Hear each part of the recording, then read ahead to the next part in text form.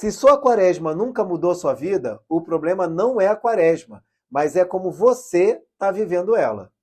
Hoje eu quero te mostrar o verdadeiro sentido da quaresma e como fazer dela uma experiência que aquece a sua fé e transforma a sua vida espiritual. Fica comigo até o final porque eu vou te mostrar como a quaresma era vivida lá na igreja primitiva, como ela mudou ao longo da história e como podemos viver uma quaresma realmente significativa nos dias atuais. Seja bem-vindo, eu sou o Léo Rodrigues e você está no canal Católico Convertido. Quando me converti, a primeira pergunta que me fiz sobre a quaresma foi: qual o verdadeiro propósito da quaresma? E encontrei respostas em diferentes fontes. Se você já fez essa pergunta também, esse vídeo é para você.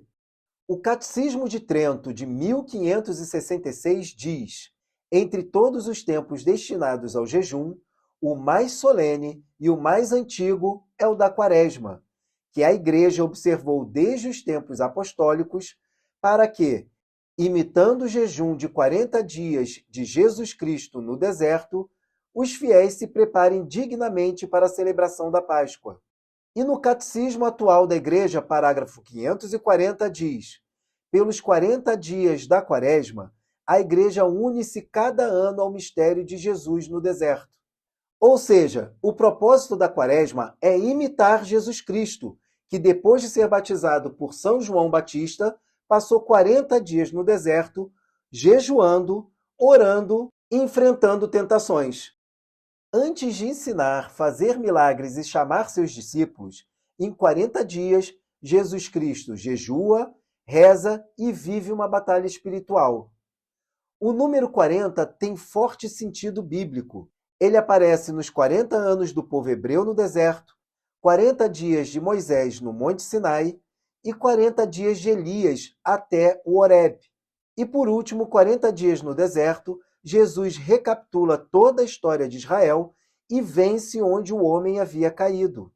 O número 40 na Bíblia significa purificação, prova e preparação para uma missão. Portanto, a quaresma não é só tradição, é unir-se a Cristo no deserto e preparar o coração para a Páscoa. Fica claro que a quaresma é um tempo forte, dedicado à penitência concreta, vivido por meio de jejum, oração e conversão. Prepara o cristão para celebrar dignamente a Páscoa do Senhor, renovando a graça do batismo e combatendo o pecado. É um tempo de combate espiritual sustentado pela graça de Deus. Nos séculos I e II, não existia ainda o período fixo de 40 dias, mas já havia jejum antes da Páscoa e preparação intensa para o batismo dos catecúmenos, que eram os adultos convertidos. Eles se preparavam de forma séria e progressiva para entrar plenamente na igreja. No século IV, a quaresma começa a se consolidar. Período de 40 dias, jejum inspirado em Jesus, Moisés e Elias. O jejum tinha caráter comunitário. Toda a comunidade jejuava em solidariedade com os que iam ser batizados, longe de ser visto como uma dieta, e sim como participação no sofrimento de Cristo. O jejum era rigoroso. Em certos dias só se comia pão, água e sal, e a carne já era proibida. Durante todos os séculos, a quaresma manteve seus 3 pilares: jejum, oração e penitência. O Catecismo de Trento, de 1566, não mudou a essência da quaresma. Ele organizou e sistematizou a doutrina, reforçou a ligação entre penitência, sacramentos e vida moral, e preparou o caminho para uma prática mais uniforme dentro da Igreja. O Concílio de Trento não suavizou o jejum, pelo contrário, reafirma o valor do jejum, condena quem o despreza e mantém a disciplina tradicional. O Catecismo de Trento apresenta o jejum como remédio espiritual, ato penitencial e preparação para os sacramentos. A história da Igreja nos mostra que a fé era vivida antes de ser sistematizada ou documentada. A Bíblia surge da necessidade da Igreja de conservar, transmitir e proteger por escrito a fé que já era vivida, celebrada e ensinada oralmente pelos apóstolos. E isso não é opinião pessoal, isso é doutrina da Igreja Católica. E recorrendo mais uma vez a um dos grandes doutores da Igreja, Santo Agostinho diz: o jejum não é uma punição imposta ao corpo, mas um remédio para a alma. Ele também diz: a vida do cristão sobre a terra não pode estar sem penitência. E ele explica que o excesso embota a alma, enquanto a abstinência restaura a vigilância. São Leão Magno, no seu sermão 39 sobre a Quaresma, diz: o que os cristãos devem fazer em todo o tempo, devem fazê-lo com maior zelo e devoção durante a Quaresma. Ou seja, a Quaresma intensifica aquilo que já deveria ser a vida normal de conversão do cristão. Do século IV até o século XVIII, o jejum e a abstinência eram rigorosos. Uma refeição por dia, proibição de carne e até ovos e laticínios.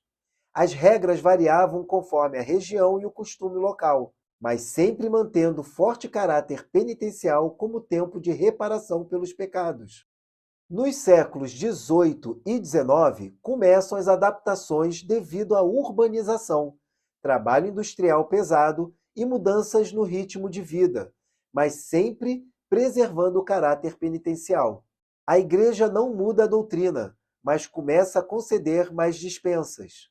O jejum continua rigoroso no papel, mas mais flexível na prática. Após o Concílio do Vaticano II, acontece a virada histórica. O jejum passa a ser obrigatório apenas na quarta-feira de cinzas e sexta-feira santa. A abstinência de carne somente sextas-feiras da Quaresma.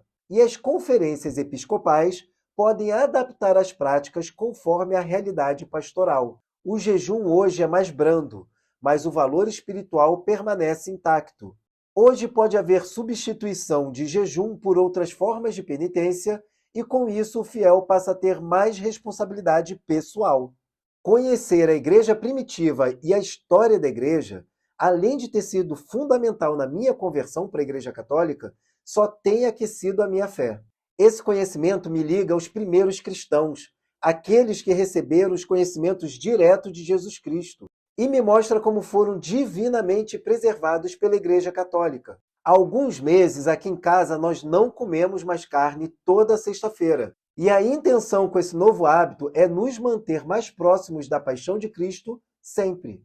E essa vai ser a nossa segunda Quaresma. A gente vai manter a abstinência de carne, açúcares, industrializados e tudo aquilo que não é alimento de verdade, como biscoitos, etc. Vamos manter o rosário completo diário, contemplando tudo que foi exposto nesse vídeo. Esse é o nosso propósito pessoal. Espero que esse vídeo tenha ajudado a você a dar maior significado à sua Quaresma. E caso não tenha feito nenhuma até hoje, fica a dica. Nunca é tarde para começar, hein? E me conta aqui nos comentários como é que vai ser a sua Quaresma esse ano, que eu quero muito saber. E se gostou desse vídeo, se inscreva no canal, ative o sininho, deixe o seu like e compartilhe com aquele amigo ou familiar que precisa também ouvir essa mensagem. Que Nossa Senhora interceda por nós e nos conduza a Jesus Cristo, que é a vida eterna. Em nome do Pai, do Filho, do Espírito Santo. Amém.